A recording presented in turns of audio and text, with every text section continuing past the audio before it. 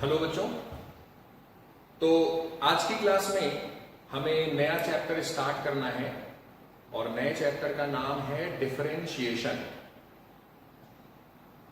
अभी हम लोग जो यूनिट पढ़ रहे हैं उस यूनिट का नाम है मैथमेटिकल टूल्स। तो बेसिकली मैं हूं तो फिजिक्स का टीचर, लेकिन अभी मैं आपको सिखा रहा हूं मैथमेटिक्स। लेकिन क्या करें, मजबूरी है। फिजिक्स पढ़ने के लिए कुछ बेसिक मैथमेटिक्स की नॉलेज इंपॉर्टेंट है। लेट मी टेल यू कि जो मैं सिखा रहा हूं वो सिर्फ फिजिक्स में ही यूज नहीं होगा, वो केमिस्ट्री में भी यूज होगा। तो आप लोगों को केमिस्ट्री सिखाई जा रही है, उसमें आगे चलकर जो मैं अभी मैथमेटिकल टूल्स आपको दे रहा हूं उनका यूज केमिस्ट्री में भी होना है। इसलिए सभी बच्चों को मैं एडवाइस कर रहा हूं कि मैथमेटिकल टूल्स को अच्छे ढंग से पढ़ना है, स्पेशली बायो स्ट्रीम के बच्चे, क्योंकि उनको तो मैथमेटिक्स पढ़ाई जानी नहीं है अलग से। तो जितना मैं सिखा रहा हूं अभी, उसी की मदद से ही आप फिजिक्स और केमिस्ट्री को अच्छा कर पाओगे। और जो मैथ्स के बच्चे हैं उनसे मैं कहूंगा कि बेटे, मैथ्स वाले सर आपको जब मैथमेटिक्स सिखाएंगे तब तक बहुत देर हो जाएगी।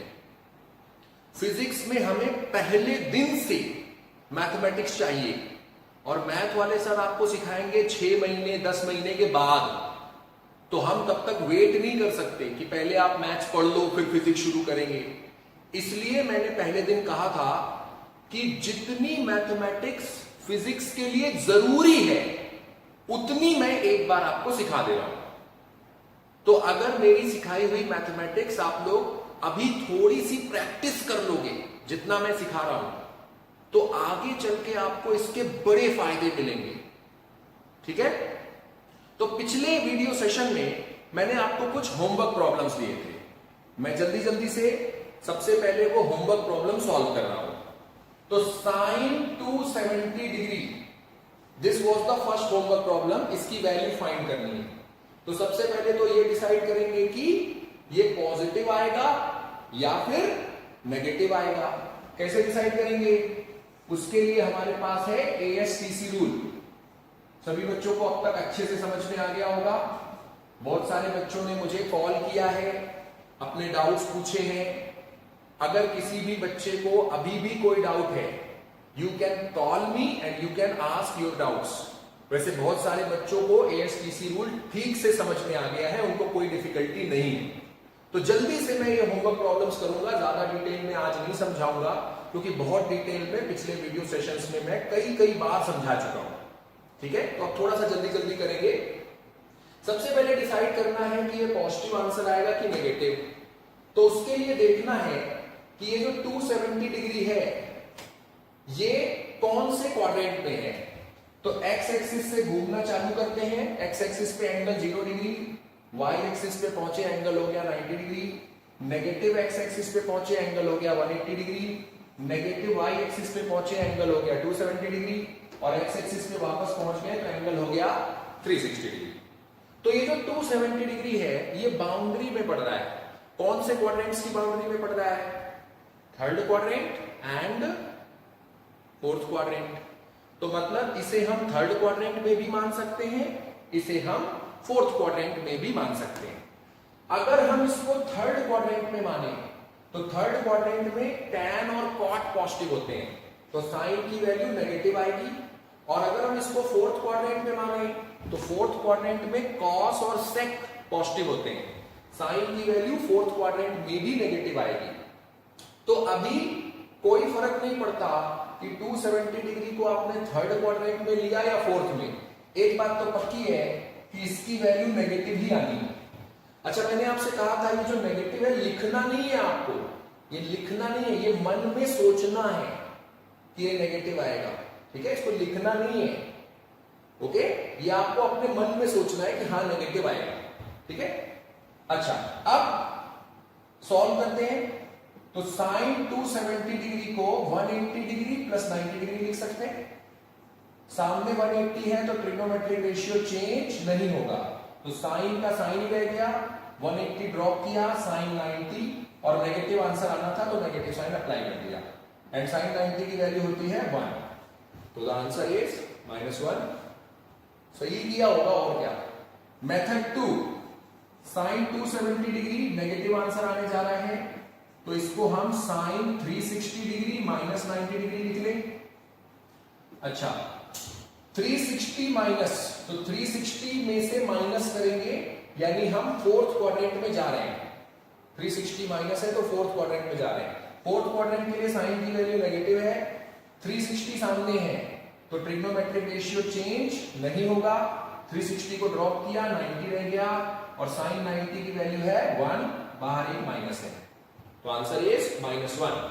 मेथड 3, तीसरा मेथड, साइन 270 डिग्री की वैल्यू चाहिए, 270 डिग्री की वैल्यू चाहिए तो इसे हम लिख लें साइन 270 डिग्री प्लस 0। सामने 270 है, 270 होगा तो ट्रिग्नोमेट्रिक रेशियो हो जाता है चेंज, तो साइन बन गया कॉस, 270 ड्रॉप हो गया, 0 रह गया, कॉस 0। और 270 प्लस किया आपने तो 270 प्लस, तो यानी कि आप फोर्थ क्वाड्रेंट में जा रहे हो। फोर्थ क्वाड्रेंट के लिए साइन की वैल्यू नेगेटिव है, कॉस 0 की वैल्यू होती है 1, एक माइनस साइन है, answer is -1। Method 4, sine 270 degree, इसे हम लिख दे साइन 270 माइनस 0। पहले लिखा था +0, अभी लिखते हैं -0। 270 डिग्री सामने है तो जब 270 डिग्री सामने होता है तो ये जो साइन है ये बन जाएगा कॉस, तो 270 डिग्री सामने है, साइन का कॉस बन गया, 270 को छोड़ दिया, साइन का बन गया कॉस 0 और 270 माइनस, तो 270 डिग्री से माइनस करेंगे तो कौन से क्वाड्रेंट में जा रहे हैं, थर्ड। 270 में से लेस कर रहे हैं, माइनस कर रहे हैं तो थर्ड क्वाड्रेंट में घुस रहे हैं। थर्ड क्वाड्रेंट में साइन की वैल्यू नेगेटिव होती है, कॉस 0 की वैल्यू होती है 1, तो आंसर इज -1। आपको कहा था मैंने चारों मेथड से करना है, किया है? जिन्होंने नहीं किया है चारों मेथड से करना था, ठीक है। ये जो बाउंड्री वाले एंगल है इनके लिए 4 मेथड है, बाकी के एंगल्स के लिए 2 मेथड होंगे, लेकिन जो बाउंड्री पे एंगल्स पड़ रहे हैं इनको हम 4 मेथड से कर सकते हैं। ये है वो 4 मेथड। चलो अगला होमवर्क, ये साइन 270 है, अगला वाला क्या था, कॉस 270 डिग्री। अब सबसे पहले डिसाइड करना है कि आंसर पॉजिटिव होगा कि नेगेटिव। अगर 270 डिग्री को फोर्थ क्वाड्रेंट में माने तो फोर्थ क्वाड्रेंट के लिए कॉस की वैल्यू पॉजिटिव। अगर 270 डिग्री को फोर्थ क्वाड्रेंट में माने, लेकिन अगर 270 डिग्री को थर्ड क्वाड्रेंट में माने, क्योंकि ये तो बाउंड्री में है तो चाहे इसे फोर्थ में माने चाहे इसे थर्ड में माने, ये तो बाउंड्री पे आ रहा है। अगर 270 डिग्री को थर्ड क्वाड्रेंट में माने तो थर्ड क्वाड्रेंट में कॉस की वैल्यू नेगेटिव। तो अगर एक तरह से देखें तो पॉजिटिव आंसर है, अगर दूसरे तरह से सोचें तो नेगेटिव आंसर है। बताया था मैंने, जब भी ऐसा होगा कि एक तरह से सोचने पर पॉजिटिव फील हो रहा है, दूसरे तरह से सोचने पर नेगेटिव फील हो रहा है, जब भी ऐसा होगा तो आंसर या तो 0 आएगा या अनडिफाइंड आएगा। तो अगर 0 या अनडिफाइंड आएगा तो फर्क ही नहीं पड़ता पॉजिटिव है कि नेगेटिव है, क्योंकि 0 में क्या पॉजिटिव नेगेटिव। तो अभी सेम सिचुएशन है, एक तरह से सोचने पे पॉजिटिव आंसर दिख रहा है, अगर हम 270 डिग्री को थर्ड क्वाड्रेंट में माने तो नेगेटिव आंसर दिख रहा है। तो ऐसे केस में आंसर या तो 0 आना होता है या अनडिफाइंड, और कॉस की वैल्यू अनडिफाइंड नहीं होती है, इंफिनिटी नहीं होती है। बताया था मैंने, कॉस और साइन इनकी वैल्यू -1 से +1 के बीच में रहती है, तो यहां तो अनडिफाइंड आने का सवाल ही नहीं है। तो अभी आंसर क्या आने वाला है, आंसर आएगा 0। तो मतलब हमको समझ में आ गया आंसर 0 आएगा। अब आप इसको सॉल्व करिए, सॉल्व करना केवल एक फॉर्मेलिटी है। चलो मेथड 1, 270 डिग्री को 180 डिग्री प्लस 90 डिग्री लिखें। 180 डिग्री सामने है तो कॉस चेंज नहीं होगा, 90 और 180 प्लस, तो 180 में प्लस कर रहे हैं तो हम कौन से क्वाड्रेंट में जा रहे हैं, थर्ड। 180 में प्लस कर रहे हैं और थर्ड क्वाड्रेंट के लिए cos होता है नेगेटिव। हालांकि ये नेगेटिव का कोई मतलब नहीं है क्योंकि cos 90 जीरो है, तो आंसर इज जीरो, तो इस नेगेटिव का कोई मतलब नहीं है। लेकिन बच्चों मैंने पिछले वीडियो सेशन में बताया था, आप यहां पे नेगेटिव नहीं लिखते हो तो आंसर फिर भी कोई आंसर तो जीरो ही आएगा, लेकिन वो टेक्निकली रॉन्ग आएगा। यहां पे एक नेगेटिव आपको दिखाना चाहिए, भले ही आंसर जीरो आ रहा है, ठीक है, फिर भी यहां पे एक नेगेटिव दिखाना चाहिए, क्योंकि आपने 180 प्लस लिखा। 180 प्लस होता है थर्ड क्वाड्रेंट, और थर्ड क्वाड्रेंट में cos की वैल्यू नेगेटिव होती है, तो ये नेगेटिव यहां पे शो करना चाहिए, भले ही आंसर जीरो आया है तो वो ज्यादा सही होगा। अगर आपने नेगेटिव शो नहीं किया तब भी सही है, पर नेगेटिव शो करो तो it is more correct. Okay, अच्छा, मेथड 2 देखिए, cos 270 डिग्री, तो इसे मैं लिख देता हूं cos 360 डिग्री माइनस 90 डिग्री। सामने 360 डिग्री है तो cos चेंज नहीं होगा, cos का cos ही रह गया, 90 डिग्री बच गया, और 360 में से माइनस कर रहे हैं, तो 360 माइनस यानी फोर्थ क्वाड्रेंट, फोर्थ क्वाड्रेंट में cos की value positive and cos 90 is zero, ठीक है, तो ये प्लस साइन यहां दिखाना चाहिए, that will be more correct. ठीक, मेथड 3, cos 270 डिग्री, इसे हम 270 डिग्री प्लस जीरो लिखें, सामने 270 है तो cos चेंज होके बन गया साइन, 270 ड्रॉप हो गया, जीरो रह गया, और 270 में प्लस किया, तो 270 में प्लस किया यानी फोर्थ क्वाड्रेंट में घुस रहे, फोर्थ क्वाड्रेंट में cos की वैल्यू पॉजिटिव, साइन जीरो की वैल्यू होती है जीरो, आंसर इज जीरो। और मेथड 4, फिर से सेम क्वेश्चन, cos 270 डिग्री, इस बार हम इसको लिखेंगे 270 डिग्री माइनस जीरो, सामने 270 है तो cos का बन गया साइन, 270 को ड्रॉप कर दो, जीरो रह गया, और 270 में से माइनस किया, तो 270 में से माइनस किया यानी माइनस किया है तो हम थर्ड क्वाड्रेंट में जा रहे हैं, और थर्ड क्वाड्रेंट में cos की वैल्यू होती है नेगेटिव एंड साइन जीरो की वैल्यू होती है जीरो, आंसर इज जीरो। तीसरा होमवर्क क्या था? तीसरा होमवर्क दिया गया था tan 270 डिग्री, ठीक है, जिन बच्चों ने घर पे होमवर्क नहीं किया है अभी नोट कर लीजिए, वीडियो पॉज करके नोट कर लेना, ठीक है, और अगर होमवर्क नहीं किया है तो दिस इज वेरी बैड, आगे चल के आपको परेशानी होने वाली है, मैं अभी से बता दे रहा हूं। जो बच्चे होमवर्क नहीं करते उनको आगे चल के समझने में प्रॉब्लम आती ही आती है, इसलिए होमवर्क जरूर करो। मैं 4-4 मेथड से करवा रहा हूं तो उसका कोई रीजन होगा ना बेटे, मैं भी पढ़ा लिखा हूं, सोच समझ के पढ़ा रहा हूं आपको, तो अगर मैं आपकी प्रैक्टिस के लिए कोई होमवर्क दे रहा हूं, आपका फर्ज है कि आप उसे सॉल्व करें। tan 270 डिग्री, अभी 270 डिग्री बाउंड्री पर आ रहा है, कौन से क्वाड्रेंट्स की बाउंड्री पे आ रहा है? Third and fourth. अगर मैं 270 डिग्री को थर्ड क्वाड्रेंट का मानूं तो tan की वैल्यू पॉजिटिव होगी, अगर मैं 270 डिग्री को फोर्थ क्वाड्रेंट का मानूं तो tan की वैल्यू नेगेटिव होगी। तो यहां भी सेम सिचुएशन है, एक तरह से पॉजिटिव आंसर फील हो रहा है, दूसरे तरह से नेगेटिव आंसर फील हो रहा है। जब भी ऐसा होता है तो आंसर क्या आता है? या तो जीरो आता है या अनडिफाइंड आता है, तो यहां पे आंसर या तो जीरो आएगा या अनडिफाइंड आएगा। चलो करके देखें, 270 डिग्री को 180 डिग्री प्लस 90 डिग्री लिख दें, सामने 180 है तो tan चेंज नहीं होगा, तो tan का tan ही रह गया, tan 90, और 180 में प्लस किया है, 180 प्लस, तो 180 प्लस करोगे तो थर्ड क्वाड्रेंट में जा रहे हैं आप, थर्ड क्वाड्रेंट में tan की वैल्यू पॉजिटिव, और tan 90 क्या होता है? अनडिफाइंड, तो आंसर इज अनडिफाइंड। ओके, दूसरा मेथड देखो, tan 270 डिग्री, तो इसको हम लिख लें tan 360 डिग्री माइनस 90 डिग्री, सामने 360 है तो चेंज नहीं होगा, तो tan ही रहने देते हैं, 360 ड्रॉप हो गया, 90 रह गया, और 360 माइनस, तो 360 से माइनस करेंगे कौन से क्वाड्रेंट में पहुंचेंगे? फोर्थ, तो फोर्थ क्वाड्रेंट में tan होता है negative and tan 90 is undefined. अच्छा, तीसरा मेथड tan 270 डिग्री, तो इसे हम लिख ले tan 270 प्लस 0, सामने 270 है तो tan बनेगा cot, सामने 270 है tan का cot हो गया cot 0, और देखो 270 में प्लस कर रहे हैं, 270 में प्लस कर रहे हैं यानी फोर्थ क्वाड्रेंट में घुस रहे हैं। फोर्थ क्वाड्रेंट में tan की वैल्यू नेगेटिव होती है और cot 0 की वैल्यू अनडिफाइंड होती है, आंसर इज अगेन अनडिफाइंड।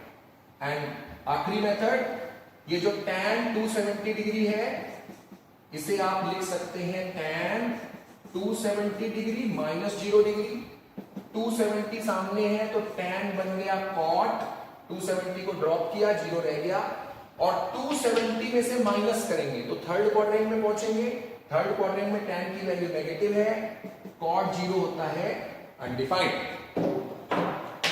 ठीक है, तो ये tan 270 डिग्री का आंसर है अनडिफाइंड। आई होप आप लोगों ने सही सॉल्व किया है। अगर किसी बच्चे को अभी भी कोई कंफ्यूजन है, बेटे डू कॉल मी, मुझे आप कॉल करिए और मेरे से सीखिए वो चीज। वैसे ये बहुत ज्यादा आसान बात है तो बहुत ही कम बच्चों को इसमें कंफ्यूजन आते हैं, ज्यादातर बच्चे इसको पहले ही गो में सीख जाते हैं, पहली बार में ही लगभग सभी बच्चों को ये बात समझ में आ जाती है। चलिए लास्ट होमवर्क प्रॉब्लम क्या दिया था? लास्ट होमवर्क प्रॉब्लम था साइन 390 डिग्री। अब कई सारे बच्चे इसमें अटक गए थे, साइन 390 डिग्री को नहीं कर पाए हैं, तो बेटा ध्यान दो 360 डिग्री से आगे पड़ेगा 390, ठीक है? अच्छा 360 से आगे चलो, तो 360 से आगे जब हम y एक्सिस पे पहुंचेंगे तो 90 डिग्री बढ़ जाएगा, 360 से 90 डिग्री और आगे गए तो y एक्सिस पे पहुंचेंगे तो एंगल होगा 450 डिग्री। अगर और आगे आए नेगेटिव x एक्सिस पे एंगल होगा 540 डिग्री। अगर और आगे गए नेगेटिव y एक्सिस पे एंगल होगा 630 डिग्री, और वापस x एक्सिस पे चले गए एंगल हो जाएगा 720 डिग्री। बच्चों समझने वाली बात यह है 360 डिग्री और 0 डिग्री एक ही बात है, मतलब 360 डिग्री वही करता है जो 0 डिग्री करता है। उसी तरह 450 डिग्री और 90 डिग्री एक ही बात है, तो 450 डिग्री का वही रोल है जो 90 डिग्री का है। 540 डिग्री 180 डिग्री सेम होते हैं, मतलब 540 डिग्री का वही रोल है जो 180 डिग्री का होता है, ठीक है? तो यहां पे ये जो 390 डिग्री है ये कहां पे पड़ेगा? 360 और 450 के बीच में कहीं पड़ेगा, 360 डिग्री और 450 डिग्री के बीच में कहीं पड़ेगा 390 डिग्री। मतलब ये जो 390 डिग्री एंगल है ये बेसिकली फर्स्ट क्वाड्रेंट में होगा, एंड फर्स्ट क्वाड्रेंट में ऑल पॉजिटिव होते हैं। तो एक बात तो पक्की है कि आंसर पॉजिटिव आएगा। ये पॉजिटिव लिखना नहीं है, मन में सोचना है। यहां मैं तो आपकी समझ के लिए लिख रहा हूं, क्योंकि आप लोग अभी मेरे सामने नहीं हो तो मैं यहां लिख रहा हूं ताकि आपको याद रहे। वैसे इसको मन में सोचना है कि पॉजिटिव आएगा। ओके, अब 390 डिग्री के लिए एक तरीका तो ये है कि हम इसे 360 प्लस 30 लिखें। 360 सामने होता है तो ट्रिग्नोमेट्रिक रेशियो चेंज नहीं होता, तो साइन साइन ही रह गया, 360 को छोड़ो साइन 30 और आंसर पॉजिटिव आएगा। एंड साइन 30 की वैल्यू होती है 1/2, तो आंसर इज पॉजिटिव 1/2। दूसरा मेथड ये है साइन 390 डिग्री, इसे आप 450 डिग्री माइनस 60 डिग्री लिख सकते हैं ऐसा, 450 डिग्री माइनस 60 डिग्री। 450 डिग्री अगर सामने पड़ेगा तो साइन चेंज हो जाएगा, क्योंकि 450 डिग्री का वही रोल है जो 90 डिग्री का रोल होता है। 450 डिग्री का वही रोल है जो 90 का है, तो 90 और 450 एक जैसा रोल है, तो 450 अगर सामने है तो साइन चेंज होके बन जाएगा cos, ठीक है? और 450 को ड्रॉप करें 60 रह गया, और इसको पॉजिटिव आना है, एंड cos 60 की वैल्यू याद ही होगी 1/2 पॉजिटिव। तो साइन 390 के ये दो मेथड है, आपको दोनों मेथड से करना था। आई होप सभी बच्चों ने होमवर्क क्वेश्चंस को सही सॉल्व किया है। एंड आई होप कि आप लोगों को कॉन्सेप्ट बिल्कुल क्लियर हो गया है। तो चलिए अब आपको थोड़ा सा आगे की बात मैं सिखाता हूं।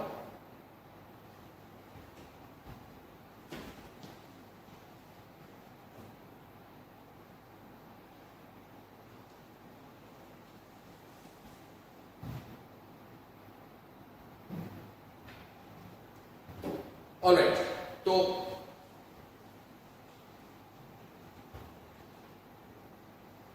बच्चों अब आप लोग इस पोजीशन में हो कि आपको मैं ये सिखा सकता हूं व्हाट इज अ फंक्शन।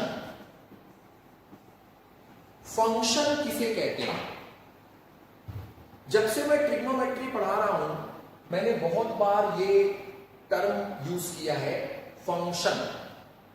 पहले दिन जब मैंने आपको पढ़ाया था तो मैंने बताया था साइन, कॉस, टैन, इन सबको कहते हैं ट्रिग्नोमेट्रिक रेशियोज, या इनका दूसरा नाम होता है ट्रिग्नोमेट्रिक फंक्शंस। तो अब मैं आपको सिखाने जा रहा हूं what is a function. Function क्या होता है? बच्चों मैथ्स वाले सर आपको डिटेल में बताएंगे कि फंक्शन क्या होता है। मैथ्स में एक चैप्टर आएगा फंक्शन, और मैथ वाले सर इस चैप्टर को महीने 2 महीने तक पढ़ाएंगे, बहुत बड़ा चैप्टर है। लेकिन वो चैप्टर काफी आगे चल के आपके कोर्स में आएगा। तो मैथ्स वाले सर आपको बिल्कुल टेक्निकल बातें सिखाएंगे, मतलब वो टेक्निकल टर्म्स में समझाएंगे कि फंक्शन किसे कहते हैं। लेकिन अभी मैं आपको बिल्कुल लेमैन टर्म्स में बताने जा रहा हूं, बिल्कुल बच्चों की तरह, कि आप इजीली समझ जाओ फंक्शन क्या है। ठीक है, मैं इजी लैंग्वेज में आपको समझा रहा हूं। ठीक है, मैथ्स वाले सर आपको टेक्निकल लैंग्वेज में समझाएंगे व्हाट इज अ फंक्शन। ठीक है, पर अभी आप लोग उतने मैच्योर नहीं हो कि टेक्निकल लैंग्वेज को समझ सको, तो मैं इजी लैंग्वेज में आपको समझाने जा रहा हूं कि फंक्शन किसे कहते हैं। तो बच्चों आप लोग ऐसे समझो, फंक्शन जो होता है वो एक मशीन की तरह होता है। फंक्शन जो होता है वो एक मशीन की तरह होता है। जैसे आटा चक्की होती है, आटा चक्की समझते हो आप लोग? तो गेहूं जिसमें पीसते हैं, व्हीट से फ्लोर बनाते हैं। ठीक है, गेहूं जिसमें पीसा जाता है, चक्की जो होती है, चक्की। तो बेटा चक्की में क्या होता है?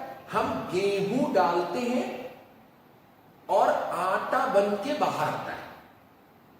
तो जो मशीन है जिसे चक्की कहते हैं, उसमें एक चीज अंदर जाती है और वो दूसरी चीज बन के बाहर आती है। तो फंक्शन भी एक मशीन की तरह होता है। बस फर्क यह है कि फंक्शन में आप गेहूं नहीं अंदर डालते हो और आटा बाहर नहीं आता है। हम अंदर क्या डालते हैं? फंक्शन में एक नंबर अंदर डालते हैं। तो फंक्शन एक मशीन की तरह है और उस मशीन में हम एक नंबर को डालते हैं तो दूसरा नंबर बन के बाहर आता है। तो ये जो फंक्शन है, it is a mathematical machine जिसमें एक नंबर डाला जाएगा तो दूसरा नंबर बाहर आएगा। चलिए मैं आपको कुछ एग्जांपल्स के थ्रू समझाने की कोशिश करता हूं। तो बच्चों देखो, सपोज करो ये होल स्क्वायर, आप सभी इसके बारे में जानते हो, होल स्क्वायर। तो देखो ये होल स्क्वायर क्या है? ये एक फंक्शन है। चलो इस होल स्क्वायर फंक्शन में हम एक नंबर अंदर डालते हैं। जैसे मान लो मैंने डाला 4, तो 4 का बन गया 16। तो आप देख रहे हो कि ये जो स्क्वायर है ये एक मशीन की तरह है और आप इसमें एक नंबर डालो तो दूसरा नंबर बाहर आता है। तो function, what is a function? Function is like a machine which converts one number into another. जो एक नंबर को दूसरे नंबर में चेंज कर दे। आप कोई भी एक नंबर इसमें डालो, जैसे होल स्क्वायर है, इसमें कोई भी एक नंबर डालो, लेट अस सपोज हमने डाला 5, तो बन गया 25। तो होल स्क्वायर 5 को 25 बना रहा है। तो ये जो जिसको हम लोग होल स्क्वायर कहते हैं, आज तक आप लोग होल स्क्वायर कहते थे, बेसिकली उसका सही नाम होता है स्क्वायर फंक्शन। क्या नाम होता है? Square function. तो ये जो होल स्क्वायर है ये एक फंक्शन है और इसे कहते हैं स्क्वायर फंक्शन। ठीक है, जैसे होल स्क्वायर एक फंक्शन है वैसे ही ये भी एक फंक्शन है। ये कौन सा फंक्शन है? Whole cube function. Whole cube. अगर होल स्क्वायर में 4 को डाला तो बाहर क्या आया था? 16। अगर होल क्यूब में 4 डालेंगे तो बाहर आएगा 64। तो मतलब होल क्यूब एक अलग मशीन है, होल स्क्वायर एक मशीन है, होल क्यूब एक दूसरी मशीन है। और दूसरी मशीन में अगर हमने 4 को अंदर डाला तो 64 बाहर आया, जबकि होल स्क्वायर में 4 डाला था तो 16 आया। तो ये एक दूसरी मशीन है, यानी एक दूसरा फंक्शन है। ठीक है, तो एक बार फिर से बता रहा हूं, what is a function? Function is a mathematical machine जो एक नंबर को दूसरे नंबर में चेंज करती है। और हर फंक्शन एक अलग मशीन है। हर फंक्शन एक अलग मशीन है।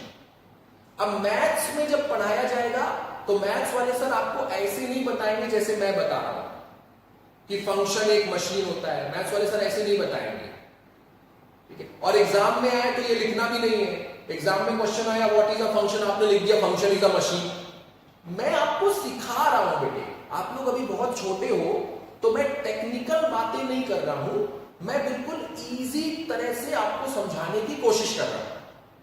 तो आई होप आप सभी लोगों को क्लियर हो गया है व्हाट इज अ फंक्शन। तो चलो बताओ what is a function. Function एक मशीन की तरह है जिसमें एक नंबर डालते हैं तो दूसरा नंबर बन के बाहर आ जाता है। हर फंक्शन एक अलग मशीन है। Every function is a different machine. तो हर फंक्शन अलग होता है। स्क्वायर फंक्शन में 4 को डालोगे तो 16 आएगा, लेकिन अगर क्यूब फंक्शन में 4 को डालोगे तो 64 बाहर आएगा। तो सेम चीज डालोगे अलग अलग चीज बाहर आएगी, क्योंकि ये अलग अलग मशीन है, ये अलग अलग फंक्शन है। तो हर फंक्शन एक अलग मशीन की तरह होता है जिसमें एक नंबर जाता है और एक नया नंबर बन के बाहर आ जाता है। समझ गए व्हाट इज अ फंक्शन? अगर समझ गए हो तो मुझे ये बताओ कितने फंक्शंस हो सकते हैं इस दुनिया में? कितने फंक्शंस हो सकते हैं? तो बच्चों answer is there are infinite functions, uncountable. Whole square, whole cube, power 4, power 5, power 6, power 7। ये कौन है? ये अंडर रूट। अंडर रूट, तो अंडर रूट में अगर 4 डालेंगे तो 2 आएगा, तो एक नंबर डालो दूसरा नंबर बाहर आएगा। अंडर रूट में अगर 9 डालेंगे तो 3 आएगा, एक नंबर डाला दूसरा नंबर बाहर आया। तो ये अंडर रूट एक अलग फंक्शन है। ठीक है, तो इस दुनिया में कितने फंक्शन हो सकते हैं? देयर आर इनफाइनाइट फंक्शंस, इनका कोई काउंट नहीं है। तो मैथ्स वाले सर आपको बहुत सारे नए फंक्शन सिखाएंगे। पूरे 2 साल आप मैथ्स पढ़ोगे तो आपको अलग अलग फंक्शंस के बारे में मैथ्स वाले सर सिखाएंगे। ठीक है, अभी के लिए आपको बस इतना समझ में आना चाहिए कि फंक्शन एक मशीन की तरह है जिसमें अगर एक नंबर डालें तो दूसरा नंबर बाहर आता है। ठीक है, तो आप लोग चाहें तो एक बार वीडियो पॉज कर लीजिए और जो मैंने बताया उसको एक बार सोच लीजिए। ठीक है,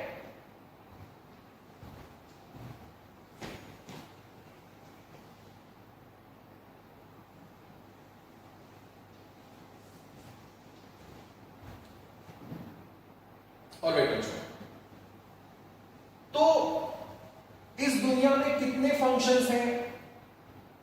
इनफाइनाइट फंक्शंस हैं।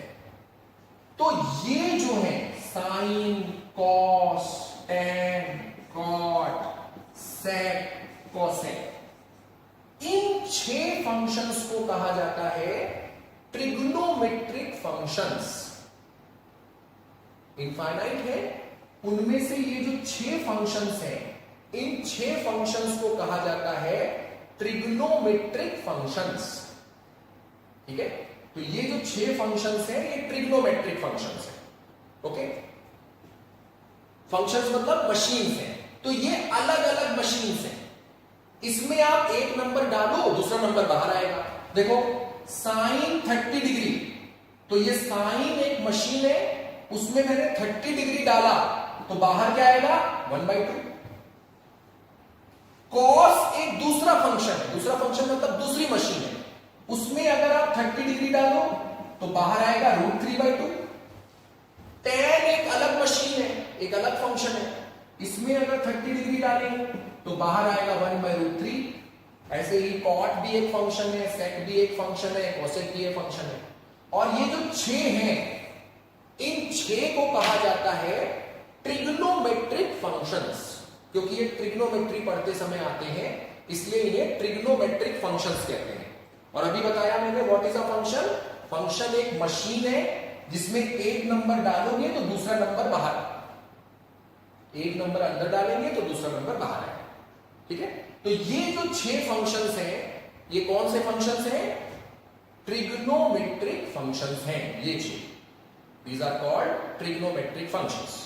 ओके, अब एक बात और देखिए बच्चों, फर्क है फंक्शन और नंबर, इनमें फर्क है। क्या आपको समझ में आया? फंक्शन अलग चीज है और नंबर अलग चीज होता है। They are not same. और आपकी उम्र में, आपके एज ग्रुप में बच्चों के साथ एक प्रॉब्लम होती है, वो फंक्शन को भी नंबर जैसा ही डील करते हैं। ठीक है, तो अब मैं आपको समझाने जा रहा हूं फंक्शन और नंबर में फर्क है। अभी मैंने बताया what is a function. Function एक मशीन है जिसमें एक नंबर डालेंगे तो दूसरा नंबर बाहर आएगा। तो फंक्शन अलग चीज है और नंबर अलग चीज है। लेकिन बच्चे क्या करते हैं? बच्चे इनको एक जैसा ही मानते हैं। और अगर आप इनको एक जैसा मानते हो तो फिर एक जैसा आप इनको यूज भी करने लगते हो, जो कि गलत है। अच्छा, मुझे एक बात बताओ,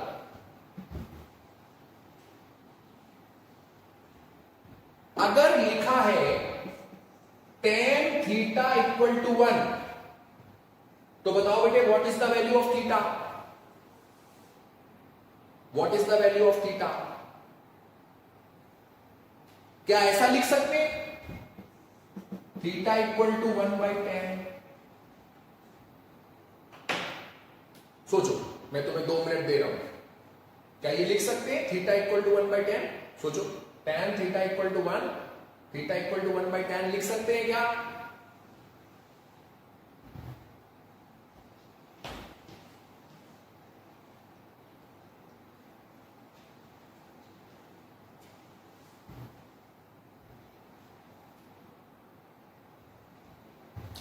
एंड द आंसर इज नहीं, नहीं लिख सकते हैं। क्यों नहीं लिख सकते हैं? देखो बेटा, आपने क्या किया? आपने किया क्रॉस मल्टीप्लाई। क्रॉस मल्टीप्लाई करना तब अलाउ होता है जब दो नंबर्स आपस में मल्टीप्लाई हो। जैसे लिखा हो 2 × 3 = 6, तो आप ये लिख सकते हो 3 = 6/2। ये 2 नीचे भेज दिया आपने। तो क्रॉस मल्टीप्लाई करना तब अलाउ होता है जब दो नंबर्स आपस में मल्टीप्लाई हो रहे हैं। लेकिन बेटा ध्यान दो, ये जो tan है, tan कोई नंबर नहीं है। tan क्या है? tan एक फंक्शन है, और फंक्शन नंबर के साथ फंक्शन नंबर के साथ मल्टीप्लाई नहीं होता, फंक्शन नंबर पे अप्लाई होता है। मेरी बात को ध्यान से सुनना, फंक्शन नंबर के साथ मल्टीप्लाई नहीं होता है, फंक्शन नंबर के ऊपर अप्लाई होता है। अगर ये मल्टीप्लाई होता तो क्रॉस मल्टीप्लाई करना ठीक था, लेकिन ये मल्टीप्लाई नहीं हो रहा है, ये क्या हो रहा है, अप्लाई हो रहा है। और क्योंकि ये अप्लाई हो रहा है इसलिए आपको क्रॉस मल्टीप्लाई करने का अधिकार नहीं है।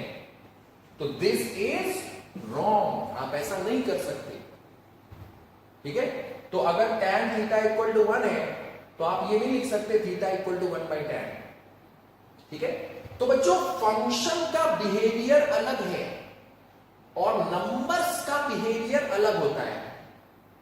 आपने अभी तक 10th क्लास तक नंबर्स के बारे में सीखा है, तो कुछ बच्चे क्या करते हैं, जो नंबर्स के बारे में सीखा है वैसा ही वो फंक्शन पर यूज कर देते हैं। मतलब बच्चे इतने महान होते हैं कि कोई भेदभाव नहीं करते, नंबर है फंक्शन है सबको एक आंख से देखते हैं, उनके लिए सब एक बराबर है। तो ऐसे बच्चे जो सबको एक जैसा ही समझते हैं, ऐसे बच्चे बच्चे नहीं है, ये लोग तो संत हैं, संत, ये तो महात्मा है, ये तो भेदभाव ही नहीं करते। लेकिन बच्चों मैथमेटिक्स भेदभाव करती है, आप करें या ना करें। मैथमेटिक्स के लिए नंबर अलग होते हैं, फंक्शन अलग होते हैं। तो ये जो संत टाइप के बच्चे हैं, ऐसे बच्चे घर बार छोड़ के कृपया हिमालय चले जाएं, यहां ना रहे दुनिया में, क्योंकि महात्मा लोगों की जगह दुनिया में नहीं होती है। वो तो निकल लो झोला उठा के, हिमालय चले जाओ आप लोग। अब ध्यान से सुनो, फंक्शन अलग है, नंबर अलग है, तो फंक्शन का बिहेवियर अलग होगा, नंबर का बिहेवियर अलग होगा। आपको कोई हक नहीं है कि आप जो नंबर्स के साथ करते हैं वही फंक्शन के साथ करते हैं, आपको इसका कोई हक नहीं। फंक्शन कैसे बिहेव करेगा ये आपको मैं सिखाऊंगा और मैथ्स वाले बच्चों को मैथ्स वाले सर भी सिखाएंगे। ठीक है, फिलहाल मैं सिखा रहा हूं और जैसा मैं सिखा रहा हूं वैसा आपको फंक्शन के साथ ट्रीटमेंट करना होगा।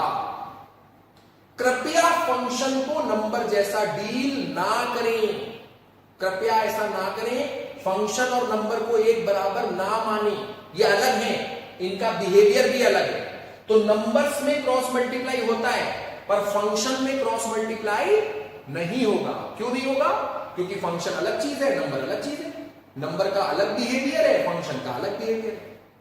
अगर ये लिखा है tan थीटा, तो बच्चों क्या इसका मतलब है tan मल्टीप्लाइड विथ थीटा?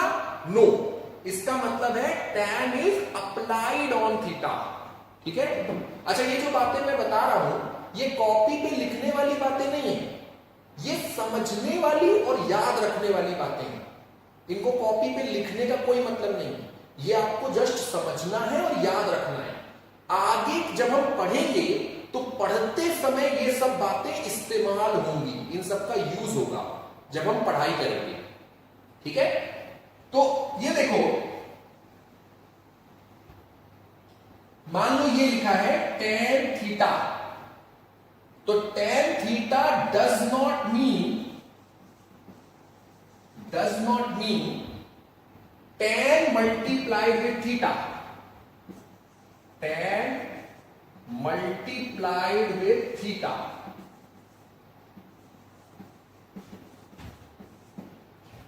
तो tan थीटा का ये मतलब नहीं है कि tan थीटा से मल्टीप्लाई हो गया है, no.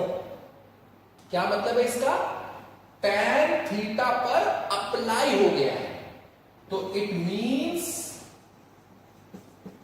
tan function applied to angle theta. तो ये जो tan फंक्शन है ये थीटा एंगल पे अप्लाई किया है, मल्टीप्लाई नहीं किया है।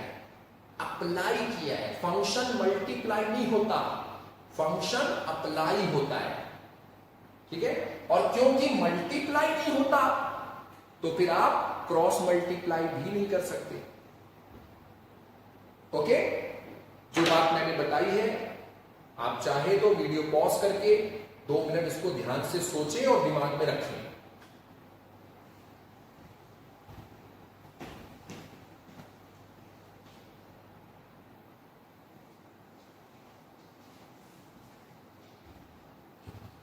ओके, सोच लिया?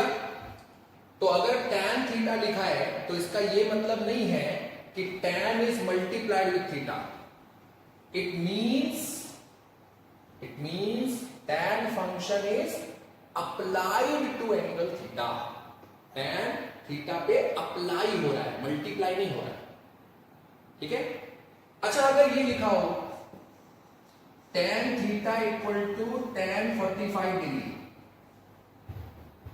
तो अक्सर बच्चे ये करते हैं, tan काट दिया एंड थीटा इक्वल टू आ गया 45 डिग्री। क्या ये सही है?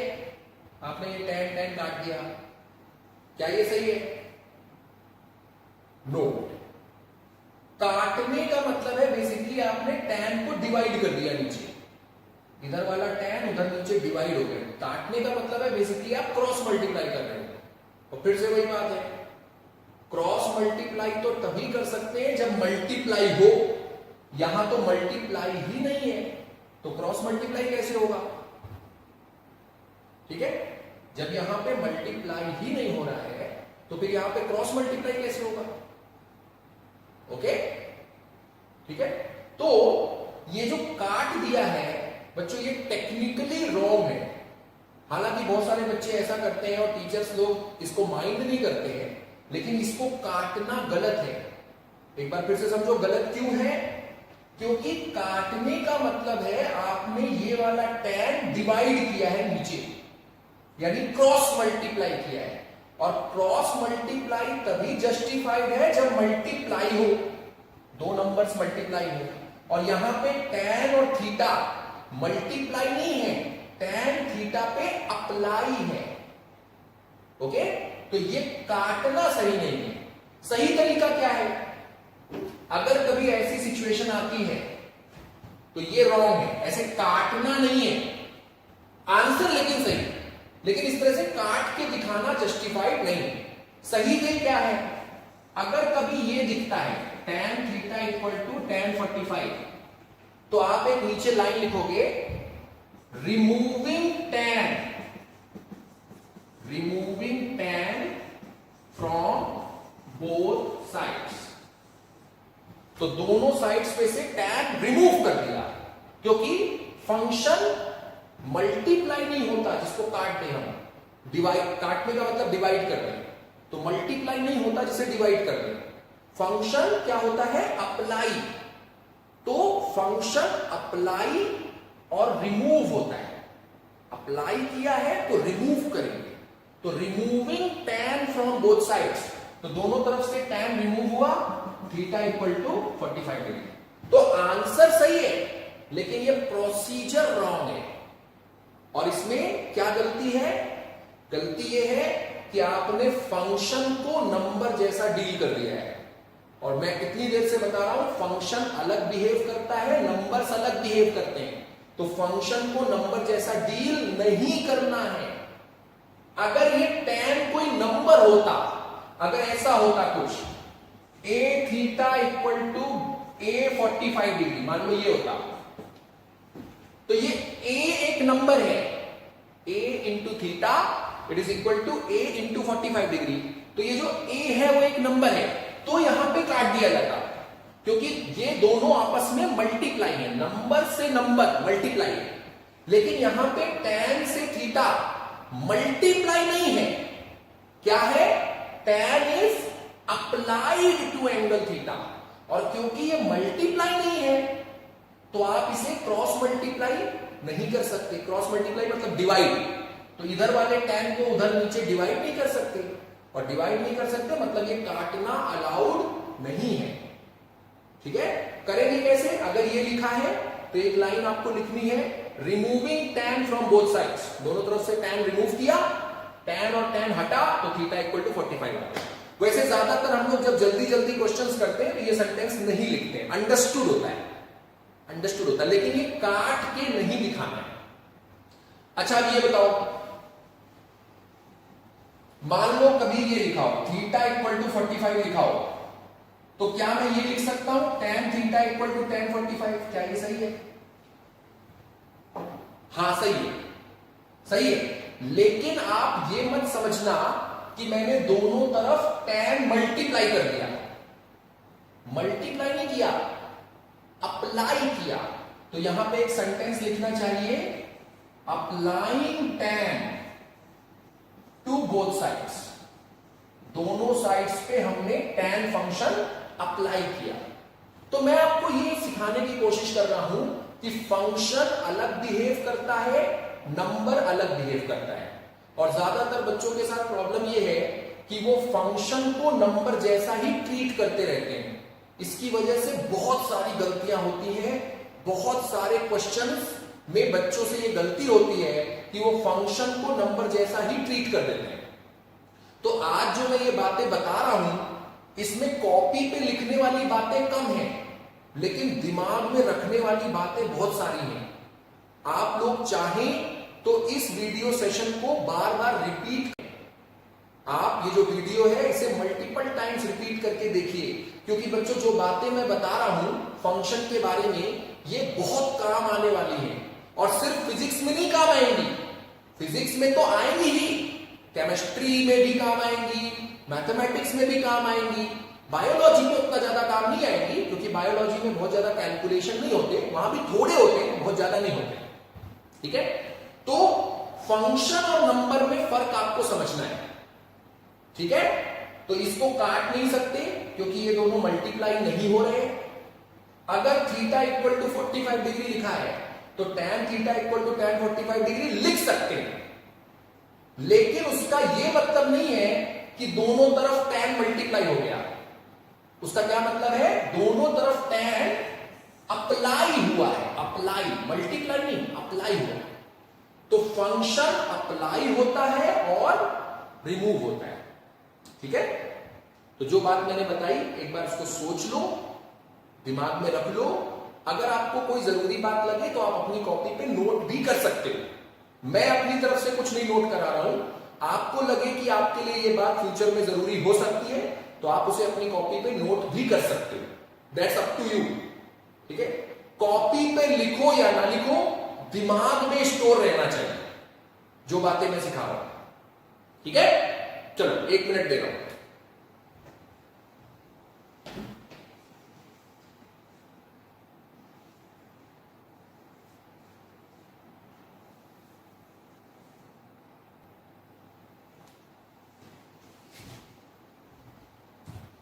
चलो फंक्शन के बारे में एक बात और बताता हूं, ये भी काम की बात है। व्हाट इज अ फंक्शन, जल्दी से बताओ। फंक्शन इज अ मशीन जिसमें एक नंबर डालेंगे तो दूसरा नंबर बन के बाहर आ जाएगा। कोई भी फंक्शन, जैसे ये साइन है, कभी अकेला नहीं होता, कभी भी अकेला नहीं होता। ऐसा नहीं साइन अकेला पड़ा हुआ है, इसके आगे कुछ ना कुछ होगा। फंक्शन को कुछ ना कुछ चाहिए जिसके ऊपर वो अप्लाई हो, तो हमेशा ऐसे कुछ लिखा होगा, साइन 30 डिग्री। कभी भी साइन अकेला नहीं हो सकता, फंक्शन को कुछ ना कुछ चाहिए जिसके ऊपर वो अप्लाई हो। जैसे ये कौन सा फंक्शन है? Whole square function.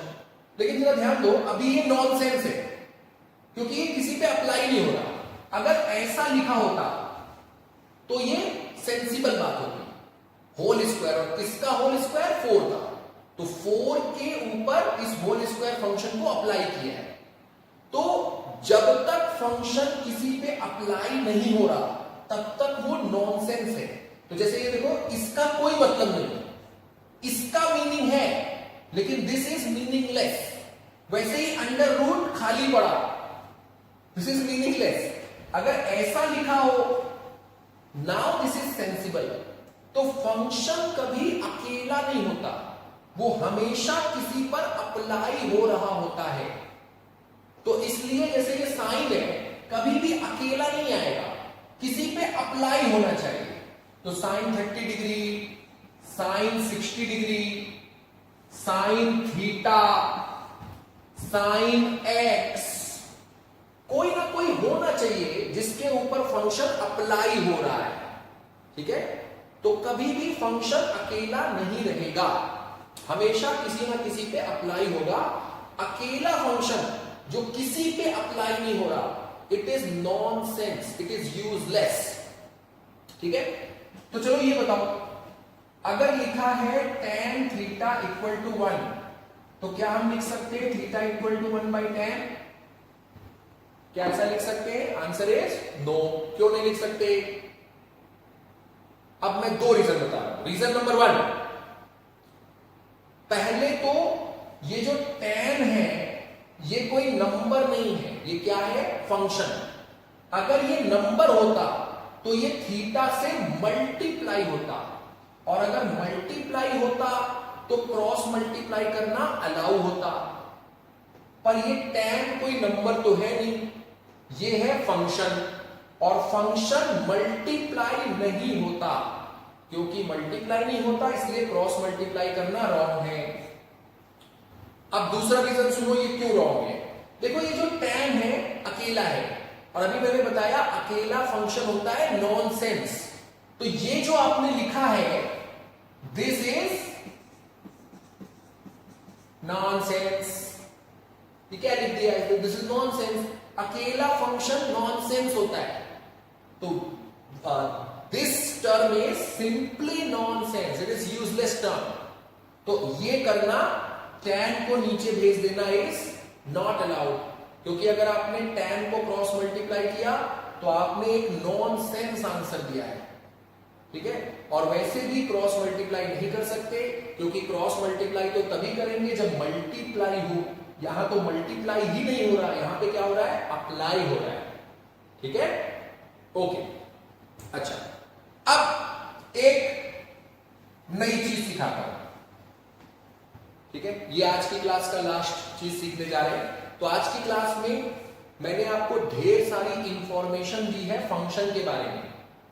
अगली क्लासेस में इन इंफॉर्मेशन को हम यूज करेंगे। ठीक है, तो आज जो मैंने बताया है आप इस वीडियो को 2 बार 3 बार देख लीजिए। जितनी बातें मैंने बताई है, एक एक बात आपके दिमाग में परमानेंटली आपको रखनी होगी। रोज रोज ये बातें मैं नहीं बताऊंगा।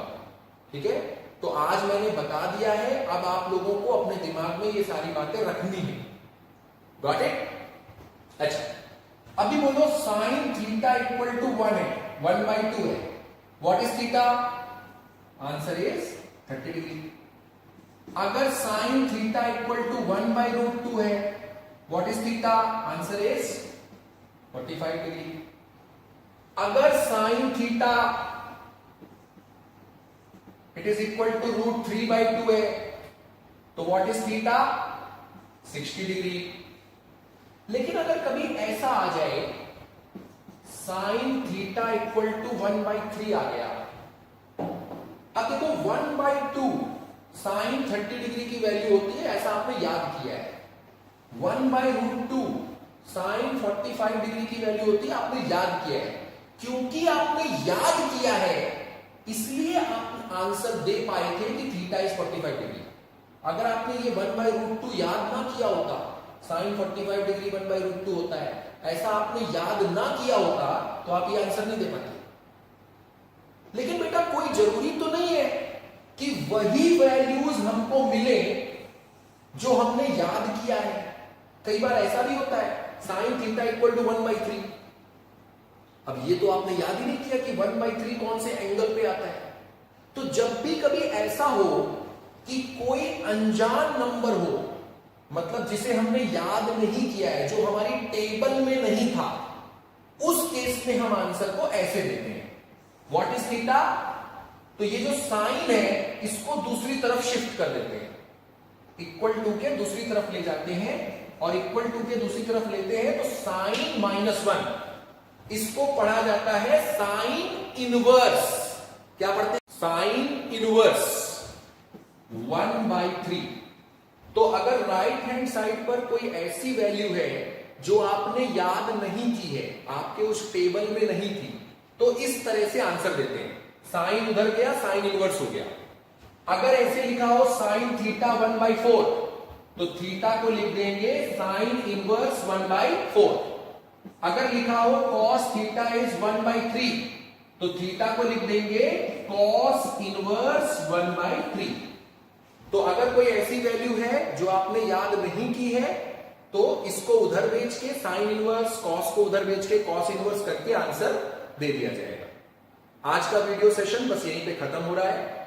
अगले सेशन में मैं इसके आगे की बातें आपको समझाऊंगा। That's all.